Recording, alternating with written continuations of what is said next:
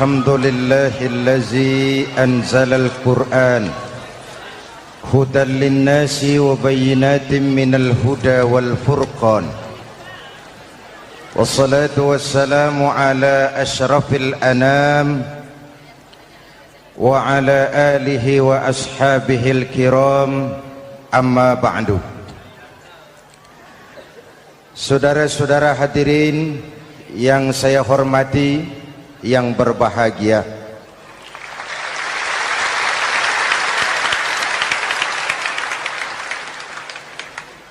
kali ini dalam suasana memperingati nuzulul Quran, setiap penganut agama mempunyai kitab-kitab yang suci atau dianggap sebagai suci. Semua agama. Orang Nasrani punya kitab Injil, orang Yahudi punya kitab Taurat, orang Hindu punya kitab Weda, orang Buddha punya kitab Tripitaka, pengikut Konghucu punya kitab Tao Te Ching, orang Majusi pengikut Zoroaster punya kitab Zen Avesta, orang kebatinan punya kitab Serat Centani, Hidayat Jati atau Darmo Gandul. Kita umat Islam oleh Allah diberikan Al-Quran yang kita yakini sebagai kitab suci. Kunaon?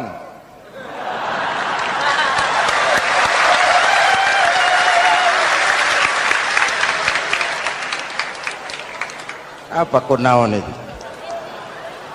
Kenapa sih kita yakin Quran itu kitab suci? Pertama, ajarannya sesuai dengan fitrah manusia. Suatu kitab dinamakan suci kalau konsep ajarannya sesuai dengan fitrah. Contoh, ini laki-laki ini seneng nggak sama perempuan? Normal. Kalau nggak seneng saya ragu-ragu.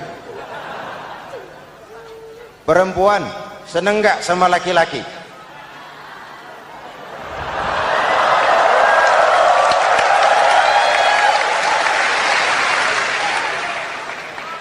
Ini fitrah. Laki-laki suka perempuan, perempuan suka laki-laki. Quran memahami itu. Hai laki-laki, kau senang dengan perempuan. Hai perempuan, kau suka dengan laki-laki. Oke, lewat sini, lewat pintu yang disebut nikah. Kalau kitab suci melarang nikah, itu bertentangan dengan fitrah manusia. Maka dalam Quran, mulai dari umat sampai ulama dan segala profesi dianjurkan nikah. Kalau kiai tidak boleh nikah, saya pilih mengundurkan diri, Pak.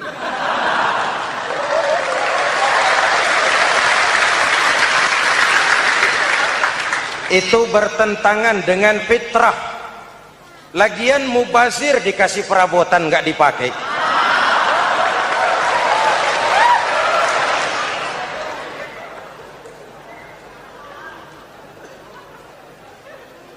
Fitrah. Contoh lagi, manusia perlu makan. Kalau ada kitab suci menyuruh puasa terus dari pagi sampai sore sampai malam sampai pagi lagi, eta teh kitab gelo.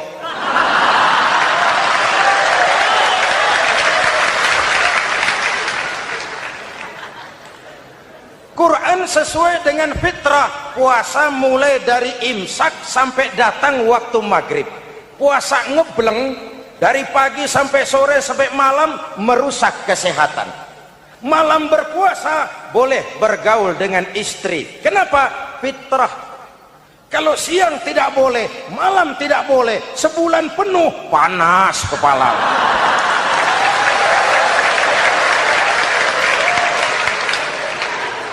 rontok rambut. Hadirin yang saya hormati, itu yang pertama. Yang kedua, kita yakini Quran sebagai kitab suci karena isinya tidak saling bertentangan, konsekuen, konsisten. Kalau ada satu kitab, di satu ayat mengajarkan Tuhan Esa, di lain ayat mengajarkan tiga, liar itu mah. Bagaimana kitab suci isinya paradoks? Bagaimana kitab suci isinya saling bertentangan? Di ayat manapun sekali Quran berkata Allah itu Esa, selamanya Esa. Isinya tidak saling bertentangan. Lalu yang ketiga, kita yakini Quran kitab suci karena dia bersih dari intervensi manusiawi. Sejak turunnya Al-Quran menantang, jikalau kamu ragu terhadap Quran yang kami turunkan kepada hamba kami Muhammad, kamu anggap itu cuma bikinan Muhammad. Kalau Muhammad bisa, kamu tentu bisa. Bikin satu surah semacam Al-Quran. 14 abad yang lalu tantangan ini turun dan sampai malam ini belum terjawabkan. Pak, barangkali tidak ada yang mau coba. Banyak. Antara lain Musailamah Al-Kazzab.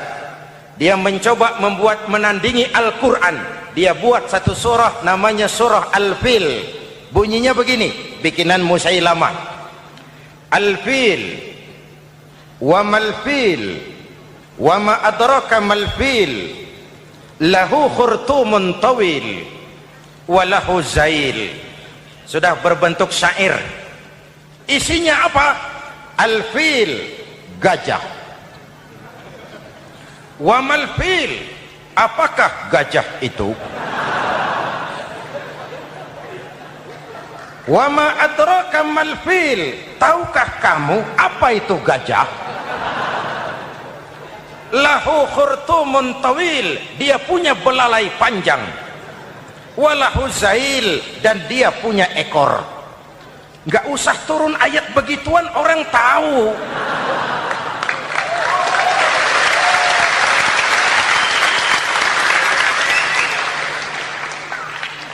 Kalau redaksi mendekati, maka isi jauh panggang dari api. Kitab suci bersih dari campur tangan manusiawi.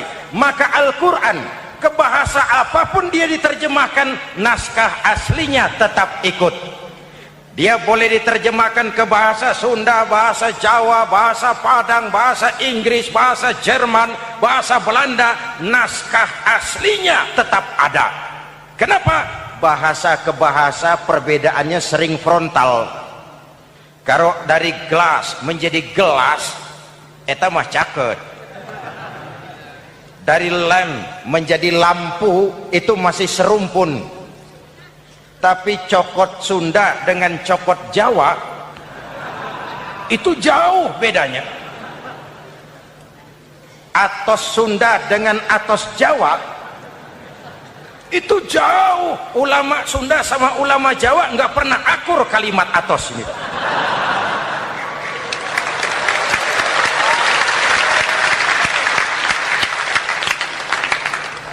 Inilah kebenaran janji Allah, inna nahnu nazzalna dzikra wa inna lahu lahafizun.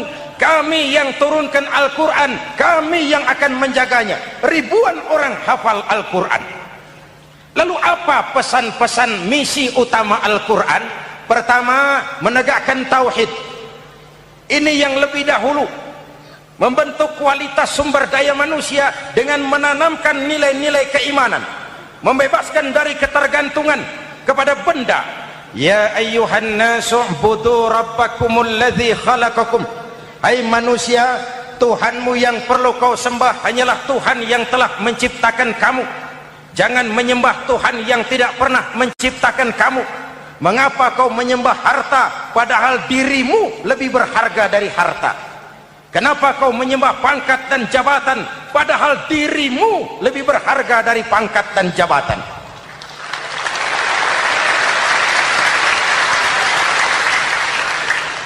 Diajak rasio berpikir, Tuhanmu yang perlu kau sembah hanyalah Tuhan yang menciptakan kamu. Dan Tuhan yang menciptakan kamu itu Tuhan yang lam yalid walam yulad, yang laisa kamislihi syai'un, dan itulah Allah subhanahu wa ta'ala. Ayo orang teh, ayeuna teh boleh pakai teh, ayeuna teh kita teh kalau kepada syirik jali, syirik yang terang-terangan, insya Allah tidak. Nyata-nyata menyembah berhala, tidak. Nyata-nyata menyembah pohon, tidak. Nyata-nyata berkeyakinan Tuhan lebih dari satu, tidak. Tapi kita sering terjebak pada syirik kecil, syirik khafi, syirik yang tersamar. Saya sejak pakai cincin ini, jangankan anak gadis, nenek-nenek ngelihat saya cincin. Jangankan anak gadis, nenek-nenek lihat saya lemes cincin.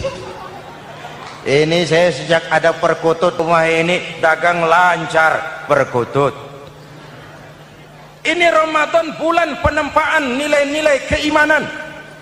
Misi utama Quran menegakkan tauhid, memerangi kemusyrikan, membebaskan manusia dari ketergantungan kepada benda. Dari situ kualitas sumber daya manusia dimulai. Saya sering mengungkapkan selama ini sistem pendidikan kita cuma mengisi otak, bukan membentuk watak. Otak diisi segala macam ilmu, tapi hati kosong, agama rapuh, akhirnya moral rendah. Muncul manusia-manusia yang pintar, cuma sayang tidak benar. Indonesia kita bangkrut, Indonesia kita terpuruk, Indonesia kita sakit sekarang ini kan ulahnya orang-orang yang pintar tapi tidak benar.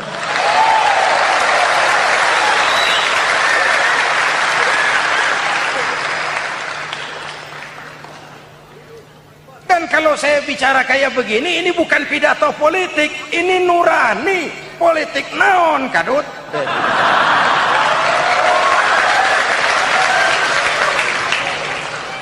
Ini nurani, ini tanggung jawab sebagai anak bangsa.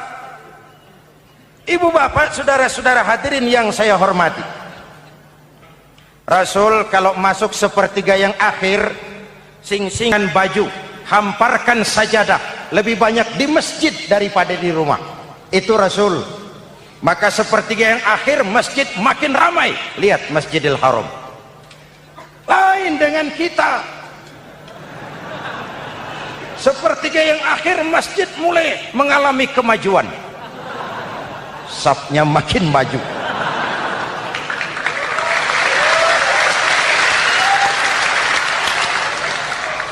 Pasar ramai, terminal beludak. Padahal sepertiga yang akhir itu puncak. Padahal di situ nilai tambah. Dan anggap ini Ramadan terakhir yang diberikan Allah kepada kita. Kenapa? Memang tidak ada jaminan tahun depan ketemu Ramadan lagi.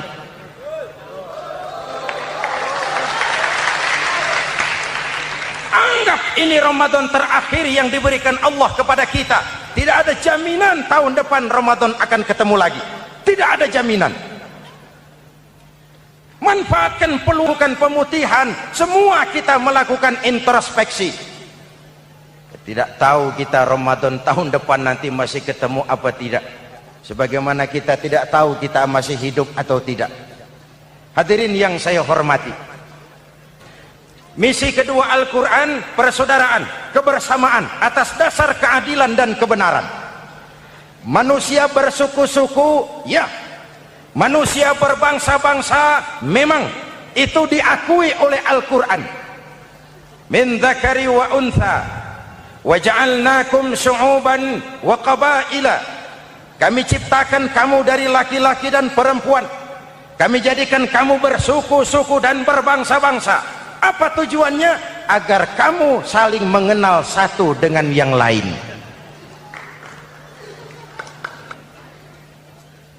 Yang terlepas dari ras, dari manapun orang datang, apapun warna kulitnya, dari suku apapun ia dilahirkan, kalau akidahnya sama, itu kan saudara kita.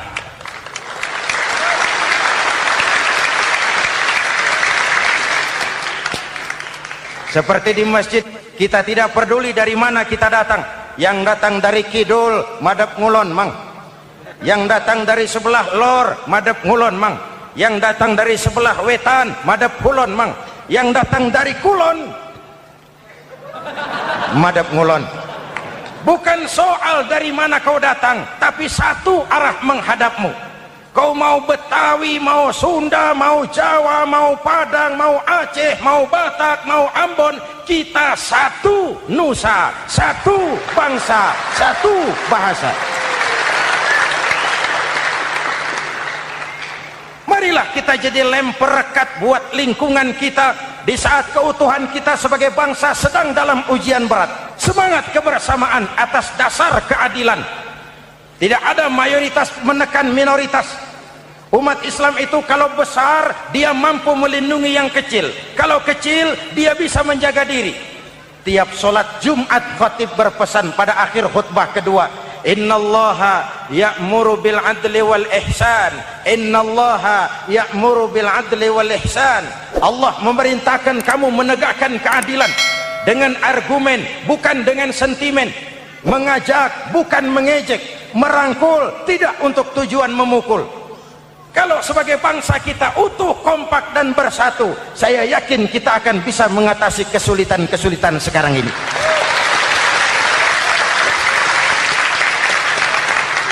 Kan kita prihatin kadang-kadang tawuran antar desa, antar RT, antar RW, antar kecamatan, sampai antar elit di atas.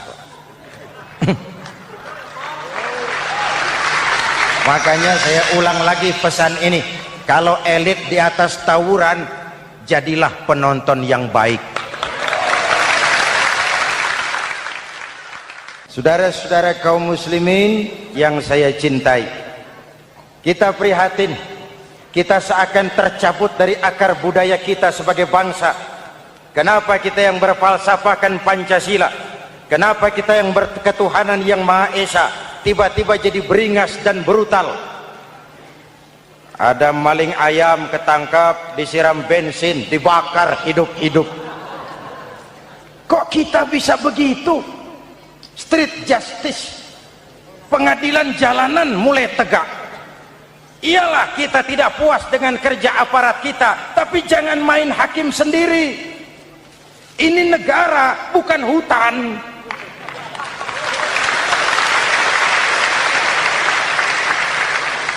Jangan mencegah kemunkaran dengan menegakkan kemunkaran baru.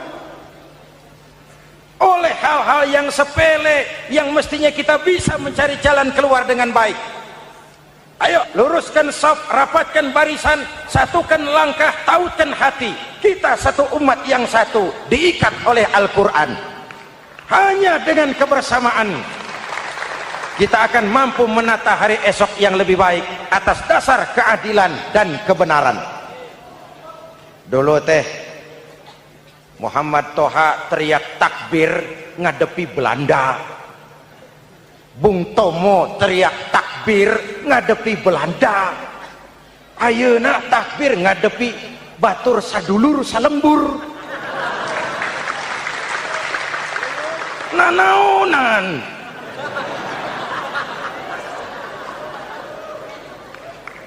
Bung Tomo teriak takbir, Muhammad Toha teriak takbir, yang dihadapi jelas penjajah Belanda. Kita ngadepi saudara sendiri, Allahu Akbar, yang sana teriak Allahu Akbar, setan tepuk tangan di tengah.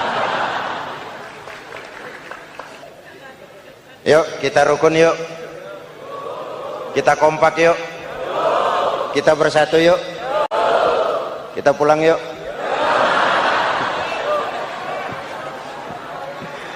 Ini misi kedua. Misi yang ketiga, Al-Quran membebaskan manusia dari gaya hidup sekuler. Quran mengingatkan, awas bung, ada hidup sesudah mati, ada akhirat sesudah dunia. Lebih untung orang yang percaya akhirat daripada yang tidak. Paling tidak hidupnya normatif. Contoh, saudara yakin akhirat ada, lalu saudara hidup baik-baik, menjauhi yang munkar, meninggalkan yang haram, saudara sujud, puasa, jihad, lalu saudara mati. Setelah mati ternyata akhirat tidak ada. Tidak ada ruginya. Paling kurang kita sudah dicatat sebagai orang baik. Sebaliknya, saudara tidak percaya sama akhirat, lalu hidup seenaknya, judi, mabuk, zina, nipu orang, korupsi, tenggelam dalam kemunkaran, lalu mati. Setelah mati ternyata akhirat ada. Baik, kemana anjen? Lebih untung orang yang percaya akhirat ketimbang yang tidak. Hidupnya ada rem. Iya Pak, saya kepengen banyak uang, tapi kalau main judi nanti di akhirat bagaimana? Iya, saya kepengen jadi orang kaya, tapi kalau korupsi, nipu orang, buka peternakan tuyul, nanti di akhirat bagaimana? Gaya hidup yang berkeseimbangan. Ada hidup sesudah mati dan ada akhirat sesudah dunia. Yang keempat, Quran membebaskan manusia dari belenggu kebodohan. Quran ayat yang pertama turun sudah berkata, Iqra, baca, kamu jangan jadi bodoh. Kebodohan menimbulkan kemiskinan, kemiskinan mendekatkan kepada kekufuran. Yang kelima, ini kado buat ibu-ibu, Quran mengangkat harkat, derajat dan martabat kaum wanita. Sebelum Quran turun, sebelum Islam datang, nasib wanita sangat menyedihkan. Dilahirkan hanya untuk melahirkan. Kalaupun berperan, peranannya tidak lebih segitiga. Dapur, sumur, kasur. Kasur, sumur, dapur. Dapur, sumur, kasur. Wanita dilecehkan, sekadar alat pemuas nafsu. Datang Islam, Rasul terenyuh. An-nisa imadul bilad. Wanita adalah tiangnya negara. Jikalau baik wanita, baik negara. Jikalau rusak wanita, hancur negara. Karena wanita, negara jaya. Betul? Karena wanita, negara hancur. Betul? Maka wanita adalah bidadari yang kadang-kadang setan. Kadang-kadang.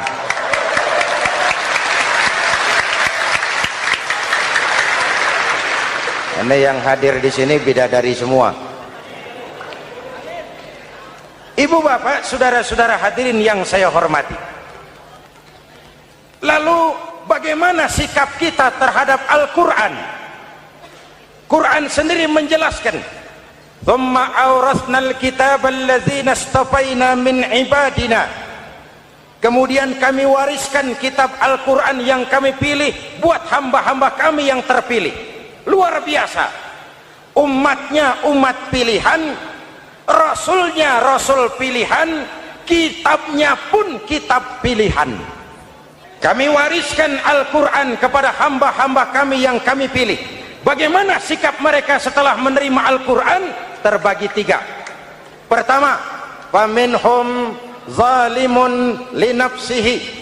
Di antara mereka ada yang setelah menerima Al-Quran lalu zalim kepada dirinya sendiri.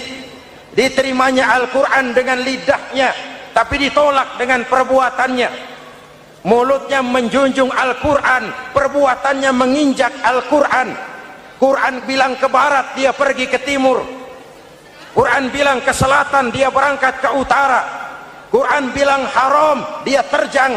Quran bilang halal, dia tidak mau. Orang seperti itu tidak zalim kepada Allah, tapi zalim kepada dirinya sendiri. Mudah-mudahan kita yang termasuk golongan ini. Amin. Yang kedua, wa minhum muqtasid. Di antara mereka ada yang menerima Quran 50-50. Separuh-separuh. Yang enak dilaksanakan, yang berat ditinggal. Padahal pada sisi lain Quran mengajarkan masuklah ke dalam Islam secara total.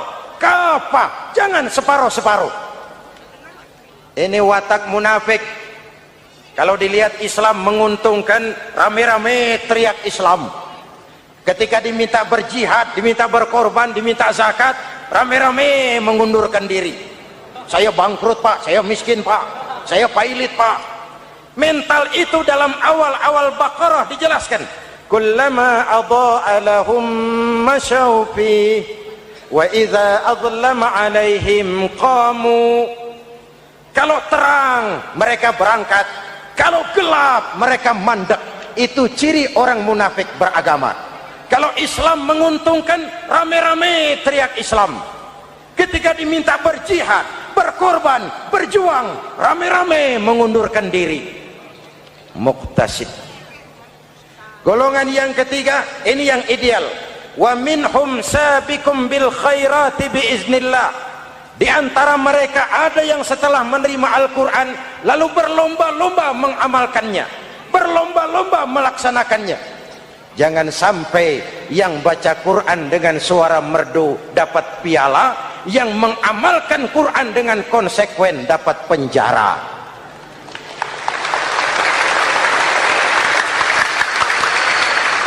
Itu ironi, itu menyedihkan, itu memilukan, dan itu memalukan. Pilihan terserah kita. Satu hadis Rasulullah mengajarkan begini: man ja'alal Qur'ana amamahu qadahu ilal jannah, wa man ja'alal Qur'ana khalfahu saqahu ilan nar. Siapa yang meletakkan Quran di depannya, dijadikannya Quran sebagai imam, Quran akan membimbing dia ke surga, surga dunia, lebih-lebih surga akhirat. Sebaliknya, siapa yang meletakkan Quran di belakang, dibelakanginya ajaran Quran, Quran akan mendorong dia ke neraka, neraka dunia, lebih-lebih neraka akhirat. Quran imam apa makmum? Kita makmum apa imam? Makmum ikut imam apa imam ikut makmum? Makmum ikut imam. Jikalau Quran adalah imam, jikalau kita adalah makmum. Ke barat kata Quran, ke barat kita berangkat. Ke timur kata Quran, ke timur kita menuju. Halal kata Quran, itu yang kita ambil.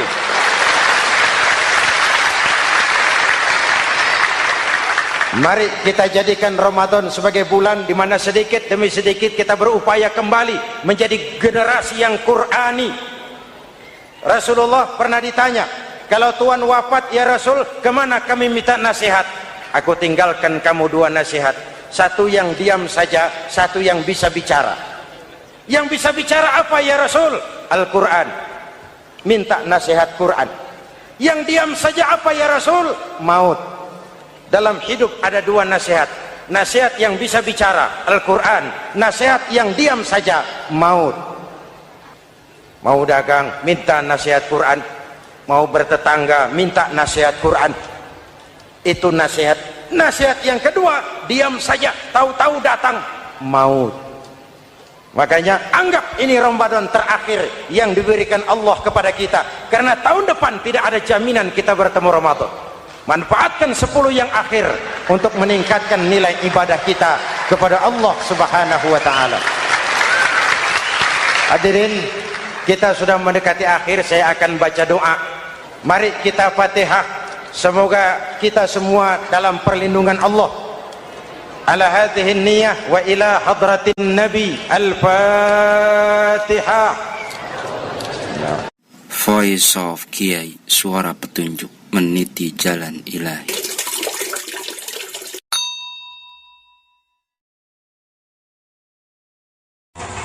Alhamdulillahillazi anzalal Qur'an hudan linnasi wa bayyinatin minal huda wal furqan. Wassalatu wassalamu ala sayyidina Muhammadin wa ala alihi wa ashabihil kiram, amma ba'du. Bapak Wali Kota Madya Surabaya yang saya hormati, Bapak Ketua DPRD, Bapak Kepala Depdikbud Jawa Timur, hadirin hadirat, terutama anak-anakku OSIS SMA Negeri Komplek Wijaya Kusuma, serta para pemuda-pemudi yang saya cintai. Seperti halnya Bapak Wali Kota tadi, Saya pun bangga dan terharu betapa anak-anak kita telah melakukan satu upaya dengan mengerahkan segala kemampuan yang mereka miliki untuk menyelenggarakan malam nuzulul Quran ini. Semoga ini pertanda semakin dekatnya generasi muda Islam di Surabaya ini dengan tuntunan Al-Quranul Karim. Saudara-saudara, ada 317 yang memang tidak boleh dilupakan oleh kita umat Islam Indonesia. 317. Pertama, 17 Ramadan. Yang kedua, 17 rakaat. Dan yang ketiga, 17 Agustus. Apa hubungannya? Mari kita lihat. Saya mulai ronde pertama. 17 Ramadan. Setiap agama mempunyai kitab-kitab yang dianggap suci. Orang Yahudi punya kitab Taurat. Orang Nasrani punya kitab Injil. Orang Buddha punya kitab Tripitaka. Orang Hindu punya kitab Weda. Orang Majusi punya kitab Zen Avesta. Orang Konghucu punya kitab Tao Te King. Orang kebatinan punya kitab Serat Centani, Hidayat Jati, Darmo Gandul.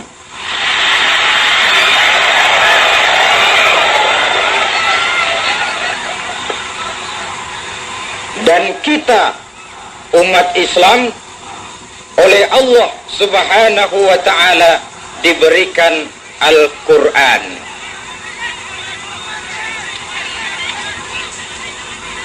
Ya, tempatnya diatur, tapi yang ceramah seorang saja ya. Tidak usah dibantu. Terima kasih atas bantuannya.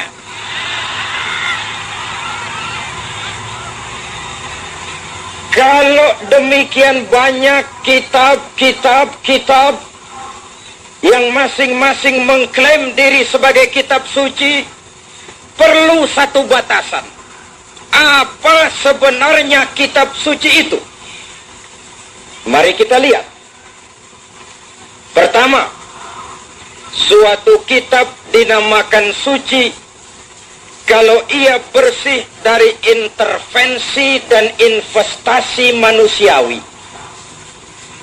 Dengan bahasa mudah, suatu kitab dinamakan suci kalau manusia tidak sanggup membuat yang seperti itu.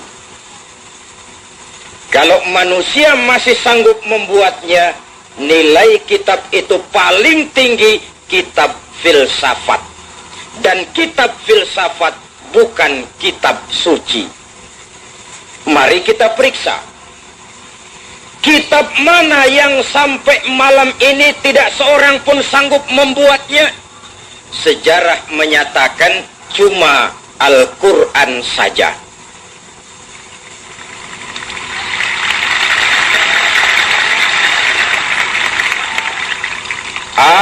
Barangkali belum pernah ada yang mencoba, Pak. Sudah. Sejak turunnya 14 abad yang lalu, Quran telah menantang.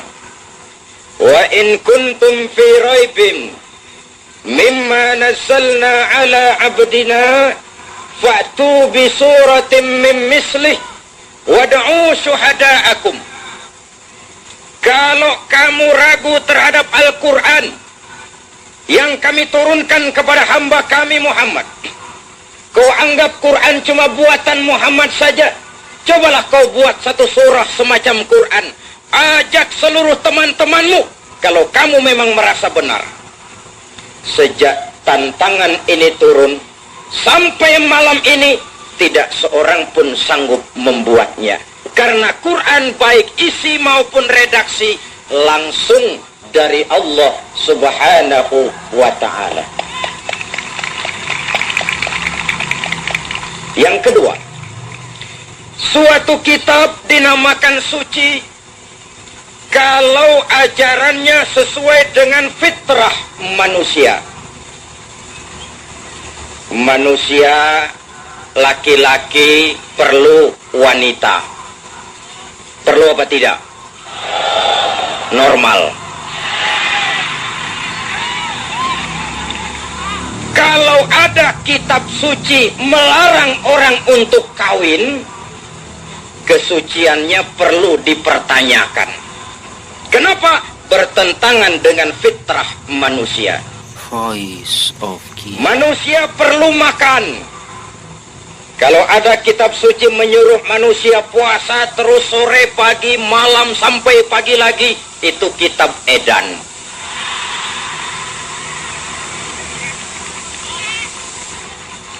Allah ini pencipta manusia.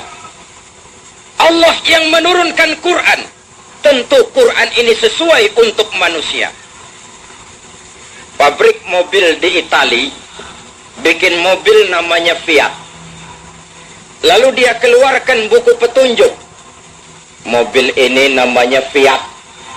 Kecepatan maksimal sekian ratus kilometer per jam. Daya angkut maksimal sekian ratus kilogram. Kalau rusak memperbaikinya begini, onderdilnya ini. Karena pabriknya yang membuat mobil, pabriknya juga yang mengeluarkan buku, tentu buku sesuai dengan mobilnya. Dan tidak mungkin saudara punya mobil Fiat rusak, tapi saudara perbaiki dengan menggunakan buku petunjuk yang dikeluarkan oleh pabrik mobil Toyota. Mobil akan makin amburadul. Artinya, kalau manusia ingin baik, dia harus menggunakan buku petunjuk yang dikeluarkan oleh yang bikin manusia. Dan buku itu sudah turun.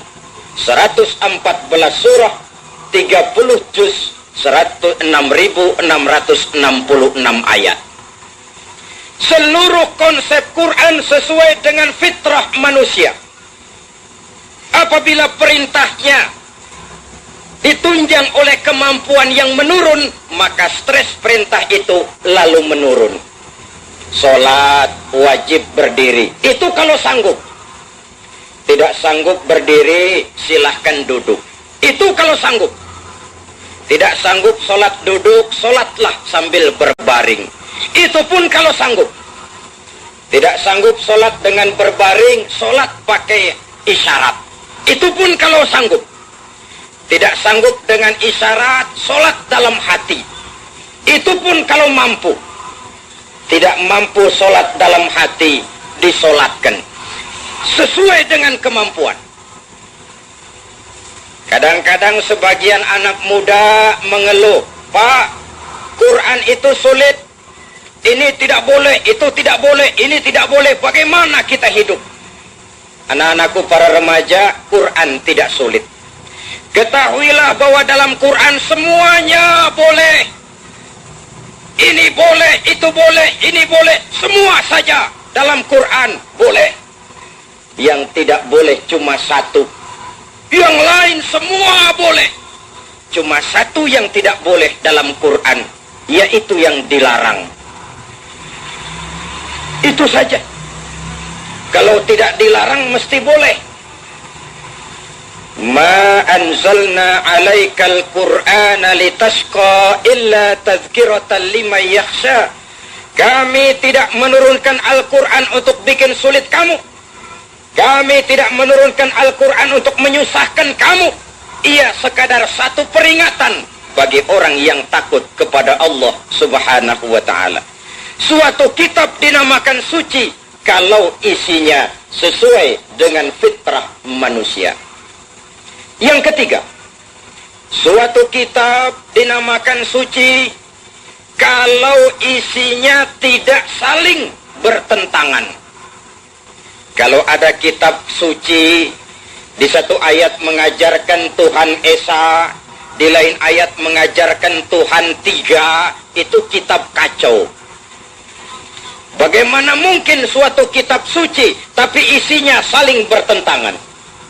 Dari tiga kriteria ini, kita yakini Quran benar-benar kitab suci. Apa jasa Quran kepada kehidupan manusia?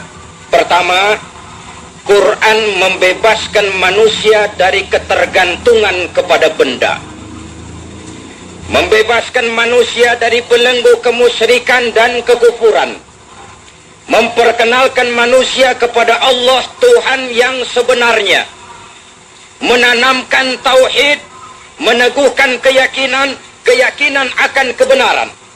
Keyakinan akan kebenaran yang tidak ditunjang oleh kemampuan materi, tapi karena keyakinan akan kebenaran itu sendiri. 13 tahun perjuangan yang penuh kepedihan selama di Mekah hanya membebaskan manusia dari ketergantungan kepada benda. Asyhadu an la ilaha illallah. Saya bersaksi tidak ada Tuhan selain Allah.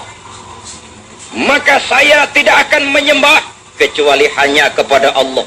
Saya tidak akan takut kecuali hanya kepada Allah. Saya tidak akan melarikan persoalan kecuali hanya kepada Allah. Saya tidak akan menggantungkan hidup kecuali hanya kepada Allah. Sekaligus membentuk pribadi yang tegar, tangguh, mampu menghadapi tantangan dan kesulitan. Tadi Pak Wali Kota benar. Quran tidak mendidik generasi muda menjadi cengeng, takut menghadapi kesulitan. Tidak.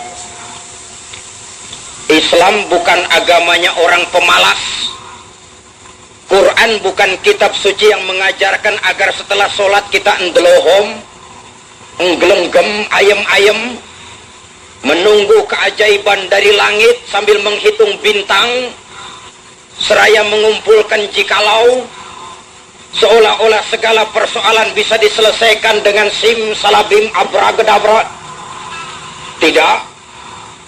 Quran adalah kitab yang mengajarkan fa iza qudiyatis shalah fantashiru fil ardi wabtaghu min fadlillah. Kalau salat sudah selesai kamu kerjakan, bertebaranlah di permukaan bumi, cari karunia Tuhanmu. Jangan endelohom, enggelenggem, ayem-ayem. Tidak. Saudara hadirin, lahir pribadi yang tegar, yang monoloyalitasnya, yang ketergantungannya mutlak hanya kepada Allah Subhanahu wa ta'ala. Ini penting di zaman sekarang. Akan bagaimana warna Islam di Surabaya, bahkan akan bagaimana warna Surabaya 20, 30, 40, 50 tahun yang akan datang, anak-anak kita jawabannya. Maka tidak ada yang lebih menggembirakan selain kalau kita melihat mereka mau hidup dekat dengan agama. Alhamdulillah. Untuk itu dibutuhkan pribadi yang tegar. Jangan takut menghadapi kesulitan. Biar berakit-rakit ke hulu, asal bisa berenang-renang ke tepian. Nanti akan saya jelaskan ini pada ronde terakhir. Saya lanjutkan ronde pertama dulu. Quran membebaskan manusia dari ketergantungan kepada benda. Kita di zaman sekarang memang tidak menyembah berhala bernama Latta, Uzza, Manat, Hubal. Tapi berhala-berhala di zaman sekarang sering ganti nama. Yang tadinya bernama Latta, sekarang bernama komputer. Yang tadinya bernama Hubal, sekarang namanya pangkat dan jabatan. Yang tadinya bernama Uzza, sekarang bernama ilmu dan teknologi. Kalau pangkat dan jabatan, Kalau harta dan benda, kalau kemampuan intelektual sudah lebih kita agungkan daripada Allah, itulah berhala di zaman sekarang ini.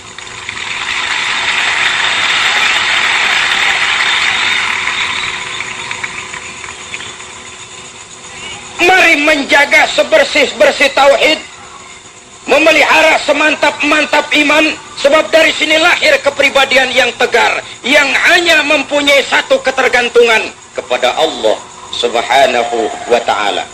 Keyakinan yang dipompa oleh kebenaran, bukan oleh karena tunjangan material. 3 hari sebelum puasa, pagi-pagi setelah sholat subuh, datang tamu ke rumah saya. Selamat pagi Pak Zain.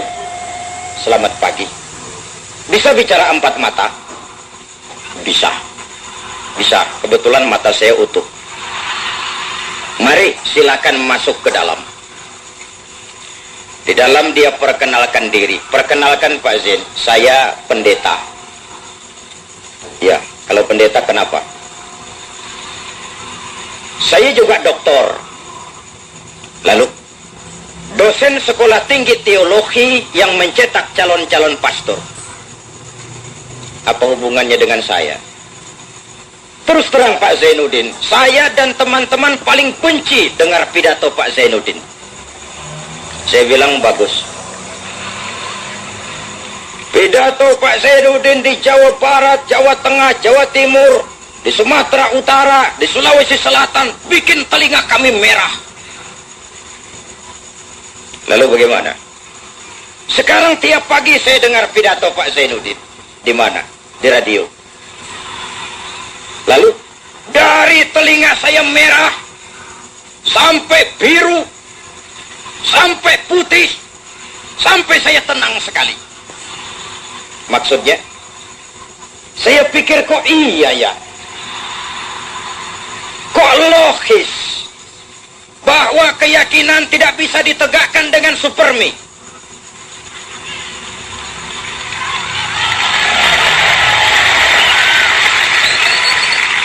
Bahwa keyakinan dan keimanan tidak bisa ditunjang dengan beras, pakaian, obat-obatan, beasiswa. Bahwa keyakinan adalah soal kebenaran, dan kebenaran adalah milik bersama. Perang dalam batin saya, sampai saya memutuskan harus ketemu Bapak. Ini kedatangan saya yang keempat, Pak. Maksudnya apa? Tolong jangan ditunda, Pak. Pagi ini bimbing saya mengucap 2 kalimat syahadat.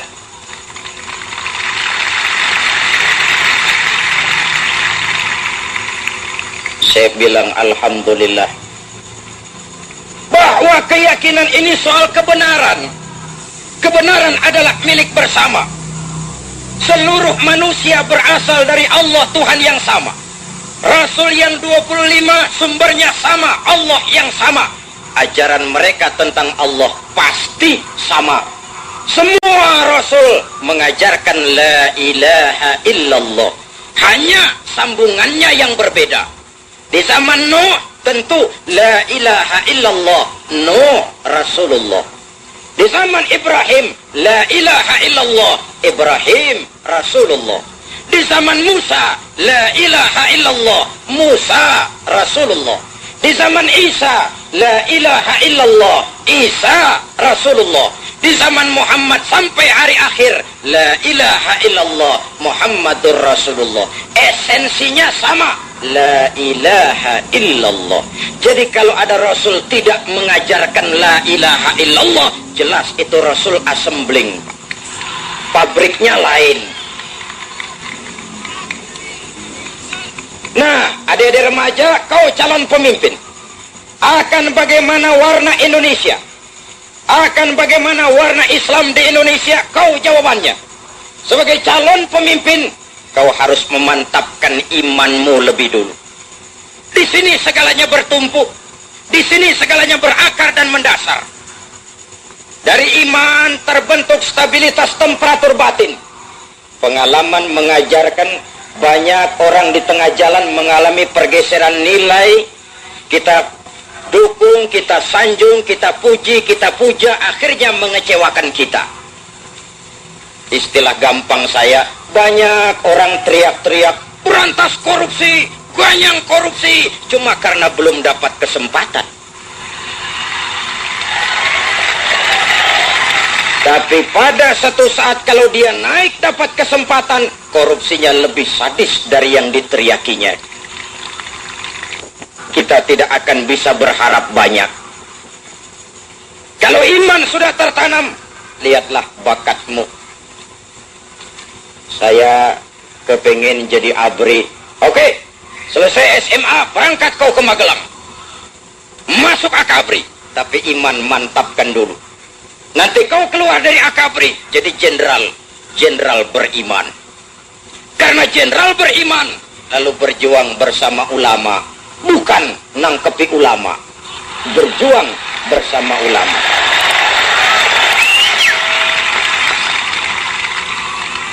Kau jadi teknokrat, teknokrat beriman. Kau jadi dokter, dokter beriman. Kau jadi ekonom, ekonom beriman. Dari sana kita berangkat, ke sana kita menuju. Dengan motivasi iman, menggalang kebersamaan. Quran membebaskan manusia dari ketergantungan kepada benda. Jikalau kita tinggalkan Quran ini, jatuhlah kita kepada materialisme, mengagung-agungkan benda, dan itulah berhala kita pada akhirnya. Satu. Yang kedua, Quran membebaskan manusia dari ras diskriminasi.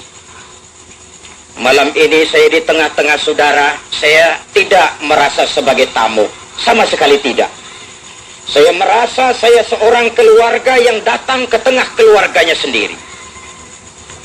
Besok malam saya sudah akan pidato di Stadion Pekanbaru, Riau. Saya pun di sana tidak merasa sebagai tamu. Saya seorang keluarga yang datang keluar tengah keluarganya sendiri. Islam telah mengikat kita dengan akidah.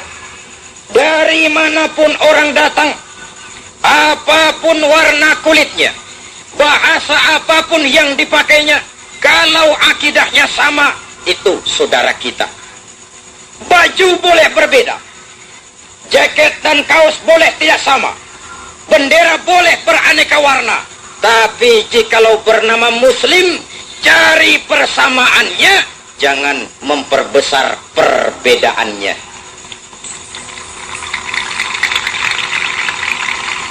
Sudah lewat masanya di mana umat Islam berpecah karena persoalan kecil yang tidak prinsip. Sudah datang waktunya kita menyusun saf yang lebih teratur dan terarah. Lebih mencari persamaannya, jangan memperbesar perbedaannya. Istilah saya, yang NU, marilah jadi NU yang baik. Yang Muhammadiyah, marilah jadi Muhammadiyah yang baik. Yang Persis, marilah jadi Persis yang baik. Mari menyadari, musuh NU bukan Muhammadiyah, musuh Muhammadiyah bukan NU.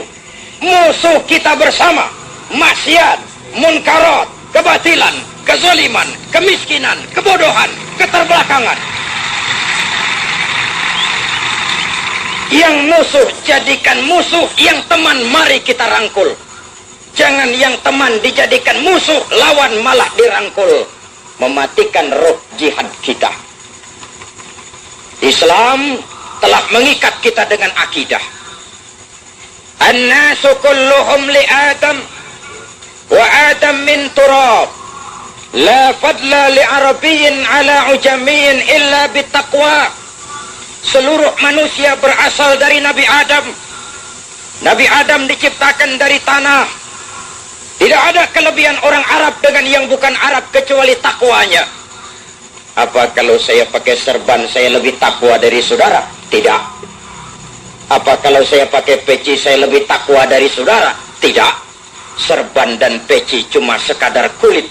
Kulit perlu, tapi isi lebih penting. Persamaannya yang kita cari, jangan perbedaannya yang kita angkat ke permukaan. Orang tahu, apalagi di Jawa Timur, kalau Islam dihantam terang-terangan, itu yang paling bodoh juga mesti marah.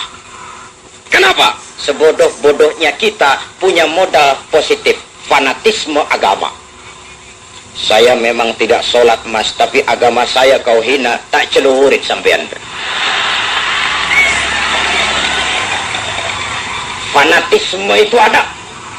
Maka orang pun lalu belajar dari Snokor-Gerounya. Orang pun lalu belajar dari Van der Plas. Kalau Islam dihantam secara frontal, mereka pasti bangkit. Mau menghantam Islam, masuk ke dalam. Pakai pakaian orang Islam. Perlu pakai serban, serbanan. Perlu pakai peci, pecian. Tidak bisa assalamualaikum, latihan assalamualaikum. Masuk ke tengah umat Islam, bicara secara Islam, bikin kacau Islam dari dalam. Snokor-Gerounya boleh modar, Van der Plas boleh mati, tapi taktik, strategi, siasat dari Snok abad sekarang, dari Van der Plas zaman ini, terus dilakukan oleh orang-orang yang tidak senang melihat umat Islam ini bersatu. Kepada anak-anakku OSIS, jadikan peristiwa malam ini sebagai momentum untuk lebih menjalin kebersamaan. Menjalin kebersamaan hanya dengan satu kebersamaan. Kita bisa berbuat lebih banyak. Ya, untuk kepentingan agama, bangsa, dan negara yang kita cintai ini. 2. Yang ketiga, Quran membebaskan masyarakat manusia dari kebodohan. 14 abad yang lalu, dari sebuah kota kecil yang tidak ada dalam peta, keluar seruan, utlubil ilma minal mahdi ilal lahdi. Jauh sebelum UNESCO mencanangkan program yang mereka namakan Long Life Education, Quran sudah memberikan gebrakan. Ayat yang pertama turun saja sudah Iqra, Iqra, baca. Seolah Allah cuma tidak langsung saja berkata, hai umat Islam, kamu jangan jadi bodoh. Kebodohan menimbulkan kemiskinan, kemiskinan menyebabkan kebodohan. Paling celaka kalau dia kompak. Sudah miskin, bodoh lagi. Kompak namanya itu.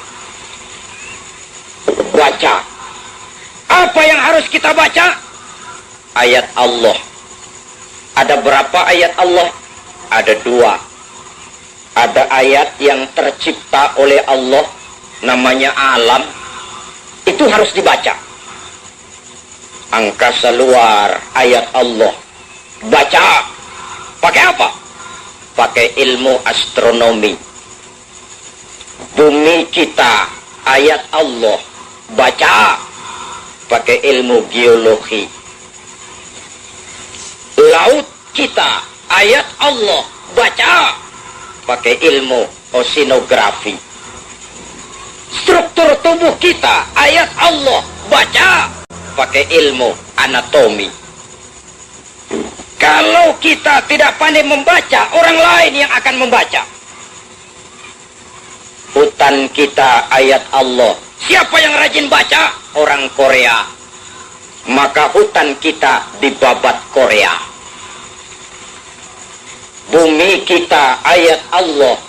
Siapa yang rajin baca? Orang Amerika.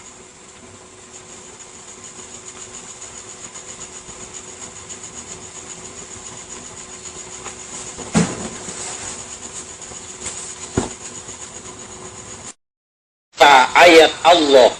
Siapa yang rajin baca? Orang Amerika. Maka minyak kita disedot Caltech. Laut kita, ayat Allah. Siapa yang rajin baca? Jepang. Maka kekayaan laut kita dikuras Jepang. Saya tidak rasialis. Saya tidak anti Cina. Saya tidak anti Jepang. Saya tidak anti Korea. Saya cuma ingin bangsa saya maju. Saya cuma berkeyakinan Indonesia adalah untuk Indonesia.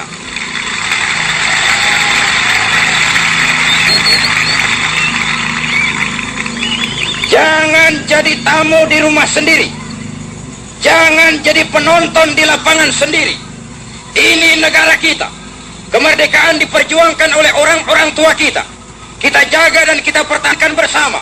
Alam yang begini subur, negara yang begini makmur, kalau kita tidak punya kemampuan mengolahnya, orang lain yang akan mengambil manfaatnya. Jadilah kita penonton di lapangan sendiri.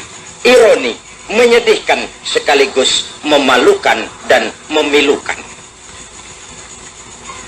Karena itu berenanglah terus. Saya lebih baik makan singkong betulan daripada makan roti mimpi.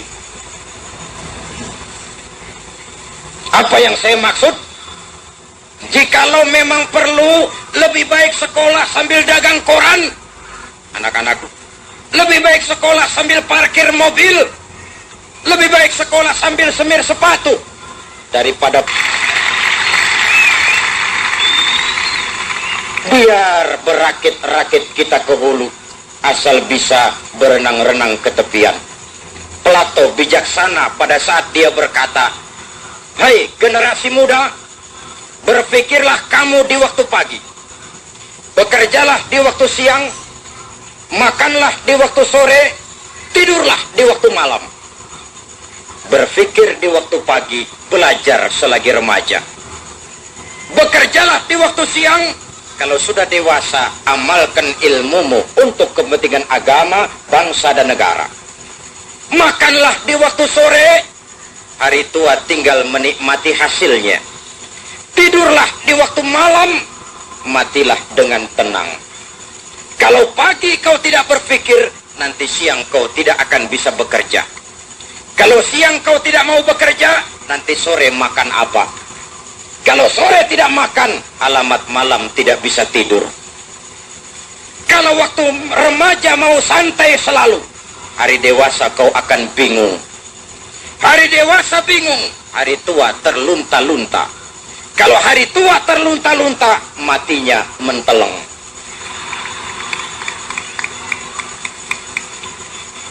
Ingin jadi pohon tinggi, harus berani tertiup angin. Semakin tinggi pohon, semakin keras angin. Takut tertiup angin, tidak usah jadi pohon tinggi. Silahkan jadi rumput. Tidak ditiup angin memang, tapi diinjak kerbau. Tidak ada yang tanpa resiko. Semakin tinggi cita-cita dan keinginan, semakin banyak kita harus berbuat. Saudara hadirin yang saya hormati, ilmu, ayat yang tercipta. Yang kedua, ayat yang terucap oleh Allah, wahyu namanya. Malam ini kita peringati turunnya Al-Quranul Karim. Bagaimana sikap kita terhadap Al-Quran, ayat yang berbentuk wahyu yang terucap oleh Allah? Nabi memberikan pilihan. Man ja'alal Qur'ana amamahu qadahu ilal jannah. Wa man ja'alal Qur'ana amamahu qadahu ilal jannah. Wa man ja'alal Qur'ana khalfahu saqahu ilan nar. Siapa yang menempatkan Al-Quran itu di depannya, dijadikannya Al-Quran sebagai imam, maka Quran akan membimbing dia ke surga. Surga dunia, lebih-lebih surga akhirat.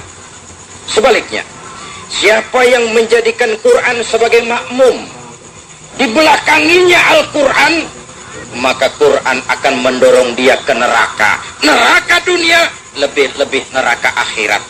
Pilihan terserah kita. Mau menjadikan Quran sebagai imam ataukah sebagai makmum. Idealnya dan sesuai dengan keyakinan kita, Quran itu adalah imam. Kalau Quran imam, kita adalah makmum. Resikonya, makmum wajib ikut imam.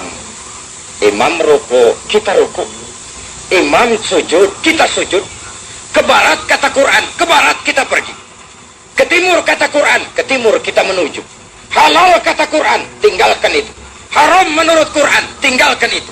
Halal kata Quran, ambil itu. Makmum. Saudara hadirin yang saya hormati, untuk berimam kepada Al-Quran, bagaimana jalan yang harus kita tempuh? Pertama, jadikan membaca Al-Quran salah satu kegemaran dalam hidup. Iya, tidak apa-apa. Sebentar. Jadikan membaca Al-Quran salah satu kegemaran dalam hidup. Terutama anak-anakku para remaja, bahwa kalian senang kepada suaranya Madonna, tidak jelek. Kalian suka kepada suaranya Michael Jackson, silahkan. Sekalian suka kepada suaranya Andy Williams, silahkan. Tapi jangan sampai penghargaan kita kepada semua itu mengalahkan penghargaan kita kepada bacaan Al-Quranul Karim. Mari kita hidupkan rumah tangga Islam dengan bacaan Al-Quran.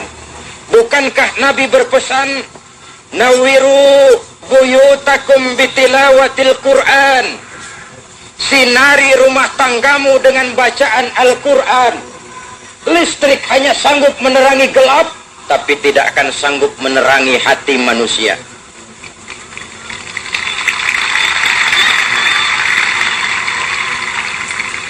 Jadikan membaca Al-Quran salah satu kegemaran dalam hidup kita. Yang kedua, setelah menanamkan kegemaran membaca, usahakan memahami isinya. Adik-adik remaja, anak-anakku di OSIS, pelajari Al-Quran. Setelah tanamkan kegemaran membaca, usahakan memahami isinya. Bagaimana caranya? Mudah. Kalau ingin tahu cara bikin tahu, jangan bertanya kepada montir mobil. Montir mobil jenius, ahli bab mesin. Tapi kalau akan tanya tentang caranya membuat tahu, bertanyalah kepada tukang tahu. Artinya menurut bahasa Al-Quran, fas'alu ahla dzikri in kuntum la ta'lamun. Kalau kamu memang tidak tahu, bertanyalah kepada yang tahu. Siapa yang tahu Al-Quran? Ya tentu orang yang ahli di bidang itu, para ulama, para kiai, para ustadz. Saya perlu mengingatkan ini, sebab belakangan ini sering muncul orang-orang yang hanya mengandalkan kemampuan